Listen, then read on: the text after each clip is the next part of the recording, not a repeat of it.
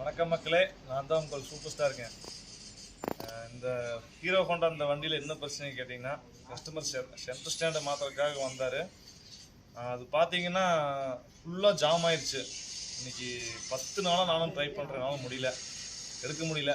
அதுக்கப்புறம் வெல்டிங் கொஞ்சம் அர்ஜென்ட் வேலை இருந்ததுனால கேப் விட்டேன். வெல்டிங் மிஷின் எடுத்து வெல்டிங் ராடில் கரைச்சுட்டேன். 10 ராடு.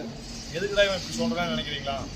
அதாவது நம்ம வண்டி ஒரு வாட்டர் சர்வீஸ்க்குன்னு நீங்கள் ஒர்க் ஷாப்போ சர்வீஸ் ஸ்டேஷனுக்கு கொண்டு போனீங்கன்னா, சென்டர் ஸ்டாண்டு பின்னுக்கு, பிரேக் பெடலுக்கு, முன்னாடி பிரேக் கேமு, பின்னாடி பிரேக் கேமு, சைடு ஸ்டாண்டு எல்லாத்துக்கும் ஆயில் பசை இருந்தால் அது எப்பவும் கொஞ்சம் ஃப்ரீயாக இருக்கும்.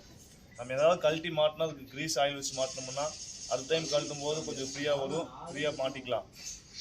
இப்போ இதனால் அந்த 10 வெல்டிங் ராடு, அதுக்கப்புறம் பார்த்தீங்கன்னா அந்த கட்டிங் மிஷினை போட்டு எல்லாம் கட் பண்ணி சாணை பிடிச்சி எடுத்துருக்கு. அந்த பிரேக் பெடலை கட் பண்ணி தான் எடுக்க முடிஞ்சுது.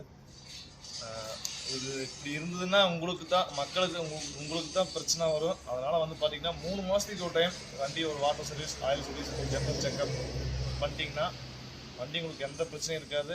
ஏதாவது பிரச்சனை இருந்தாலும் மெக்கானிக் பார்த்து கொடுத்துருவாங்க. கரெக்டாக மெயின்டைன் பண்ணிக்கோங்க. வணக்கம்.